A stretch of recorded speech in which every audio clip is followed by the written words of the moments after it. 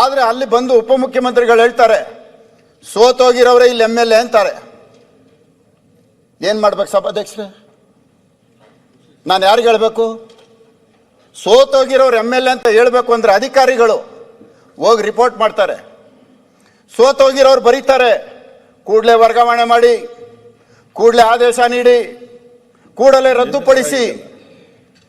ಅಂದರೆ ಜನಪ್ರತಿನಿಧಿ, ಜನಗಳು ಆಯ್ಕೆ ಮಾಡಿರೋರು ಪರಿಸ್ಥಿತಿ ಹಿಂಗಾದ್ರೆ ಏನಾಗುತ್ತೆ? ಯಾಕೆ ಹಿಂಗೆ ನಡ್ಕೋಬೇಕು? ದೇವರು ಹಣೆಯಲ್ಲಿ ಯಾರಿಗೇನು ಬರ್ತಿರ್ತಾನೋ ಅದಾಗತ್ತೆ. ಇಲ್ಲಿ ಯಾರು ಬಯಸಿದ್ದೆಲ್ಲ ಬರಲ್ಲ, ಬರೆದಿರ್ತಾನೆ ಯಾವಾಗ ಏನೇನು ಆಗಬೇಕು ಅಂತ. ಅರ್ಥ ಮಾಡಿಕೊಂಡು ಒಂದು 4 ಜನಕ್ಕೆ ಸಹಾಯ ಮಾಡೋಂಥ ಮನೋಭಾವ ಬೆಳೆಸ್ಕೊಳ್ಳಿ. ತೊಂದರೆ ಮಾಡಿ ಒಬ್ರಿಗೆ ಹಿಂಸೆ ಕೊಟ್ಟು ಆ ಹಿಂಸೆನಲ್ಲಿ ಆನಂದ ಪಡುವಂಥದ್ದು ಆಗಬಾರ್ದು.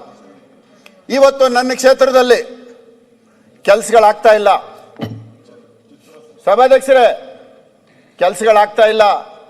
ಕೇಳಿದ್ರೆ ಅಧಿಕಾರಿಗಳು ಹೇಳ್ತಾರೆ ನಾವೇನು ಮಾಡೋದು, ನಿಮ್ಮ ಕ್ಷೇತ್ರ ಸೆನ್ಸಿಟಿವ್ ಕಾನ್ಸ್ಟಿಟ್ಯೂನ್ಸಿ. ಎಲೆಕ್ಷನ್ನಲ್ಲಿ ಯಾವುದೋ ಕೆಲವು ಏರಿಯಾಗಳನ್ನ ಸೆನ್ಸಿಟಿವ್ ಅಂತ ಕೇಳಿರ್ತೀವಿ, ಕೆಲವು ಏರಿಯಾ ಸೆನ್ಸಿಟಿವ್ ಬೂತ್ ಅಂತ ಕೇಳಿರ್ತೀವಿ.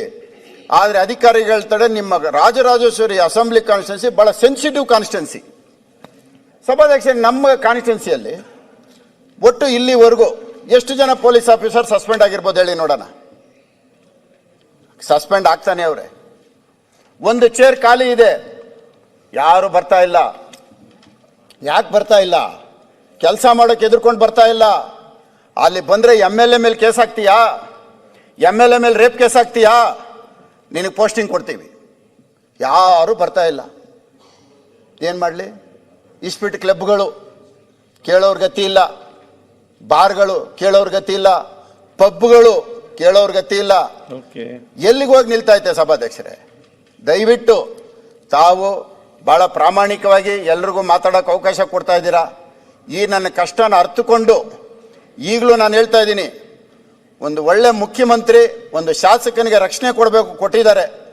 ಅವ್ರಿಗೆ ನಾನು ಯಾವ ರೀತಿ ಕೃತಜ್ಞತೆ ಹೇಳ್ಬೇಕು ನನಗೆ ಗೊತ್ತಿಲ್ಲ. ದಯವಿಟ್ಟು ಇನ್ನು ಮುಂದಕ್ಕಾದರೂ ಕಾನೂನು ಸುವ್ಯವಸ್ಥೆ ನಮ್ಮ ಕ್ಷೇತ್ರದಲ್ಲಿ ಆಗ್ತಾ ಇರುವಂಥ ಗಲಾಟೆಗಳು ಏನು ಸಭಾಧ್ಯಕ್ಷರೇ? ಕಲ್ಲು ಹೊಡೆಯೋದು, ಮೊಟ್ಟೆ ಹೊಡೆದ್ರೆ ಕಂಪ್ಲೇಂಟ್ ಕೊಟ್ರೆ ಕಂಪ್ಲೇಂಟ್ ತಗೊಳ್ಳಲ್ಲ, ಕಾರ್ ಹೊಡೆದಾಕ್ತಾರೆ ಕಂಪ್ಲೇಂಟ್ ತಗೊಳ್ಳಲ್ಲ. ಈ ಥರ ನಾವು ಒಂದು MLA ಹಿಂಸೆ ಕೊಡೋದು ಮಾಡ್ಬೋದಾ? ಈ ಥರ ಒಂದು ಇತಿಮಿತಿ ಬೇಡವಾ ಅದಕ್ಕೂ? ದಯವಿಟ್ಟು ನನ್ನ ಕ್ಷೇತ್ರದಲ್ಲಿ ಆಗ್ತಾ ಇರೋ ಅನ್ಯಾಯಕ್ಕೆ ತಾವು ರಕ್ಷಣೆಗೆ ಬರಬೇಕು ಅಂತ ನಿಮ್ಮಲ್ಲಿ ಕೈ ಮುಗಿದು ಕೇಳ್ಕೊಂತೀನಿ. ಹಂಗೆ ಮುಖ್ಯಮಂತ್ರಿಗಳು ಇವಾಗ ಇದ್ದಿದ್ರೆ ಅವ್ರಿಗೆ ಕೈ ಮುಗಿದು ಕೇಳ್ಕೊಂತ ಇದ್ದೆ, ರಕ್ಷಣೆ ಕೊಡಿ ನನಗೆ.